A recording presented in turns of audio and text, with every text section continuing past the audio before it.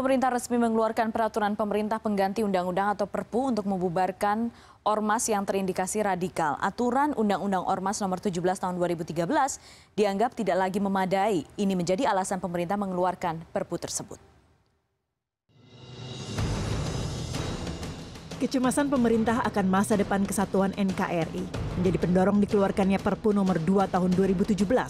Pemerintah menilai Undang-Undang Nomor 17 Tahun 2013 tidak merumuskan secara mendetail ajaran yang bertentangan dengan ideologi Pancasila dan Undang-Undang Dasar 1945. Pemerintah melalui Menteri Koordinator Politik Hukum dan HAM, Wiranto, menyatakan Perpu ini tidak hanya menyasar satu ormas. Masih terdapat kegiatan ormas yang nyata-nyata bertentangan dengan Pancasila dan Undang-Undang Dasar yang tentu saja merupakan ancaman nyata terhadap eksistensi bangsa dan telah menimbulkan konflik di masyarakat.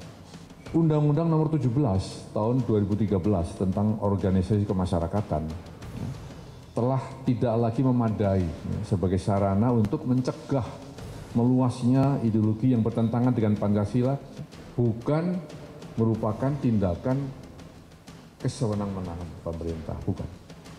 Wiranto juga menambahkan dalam undang-undang lama tidak mencantumkan asas hukum administrasi contrario actus. Asas itu adalah mengatur ketentuan, lembaga pemberi izin juga berwenang mencabut apapun membatalkan suatu ormas. Dalam Perpu Nomor 2 Tahun 2017, kewenangan ini akan berada di bawah Kementerian Hukum dan HAM. Menurut Wiranto, Perpu ini sudah sesuai dengan putusan MK Nomor 139 Tahun 2009. Dalam hal ini, ada 3 hal yang menjadi pertimbangan pemerintah. Pertama, adanya keadaan yang mendesak untuk menyelesaikan masalah hukum dan undang-undang secara cepat. Alasan kedua, belum adanya aturan hukum yang memadai. Perpu ini diterbitkan sebagai solusi agar tidak terjadi kekosongan hukum. Dan terakhir, kekosongan hukum tidak dapat diatasi dengan membuat undang-undang baru.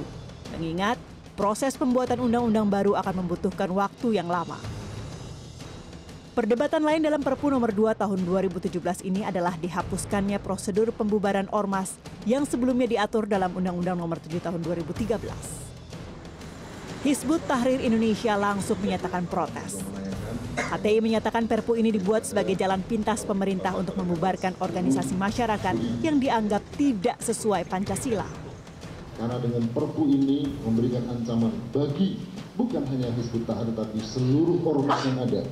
Tatkala ormas itu dinilai oleh pemerintah dianggap bertentangan dengan Pancasila dan seterusnya, maka dengan mudah pemerintah membubarkan. Pakar Hukum Tata Negara Yusril Izzah Mahendra telah ditunjuk sebagai Ketua Tim Penasehat Hukum HTI dalam upaya untuk melakukan uji materi Perpu Nomor 2 Tahun 2017 ke Mahkamah Konstitusi. Pertama, ada ketumpang tindih pasal-pasal ini. Jadi pengaturan dalam pasal 59 itu tentang ormas yang melakukan penodaan terhadap agama dan lain-lain berkaitan dengan masalah suku, agama,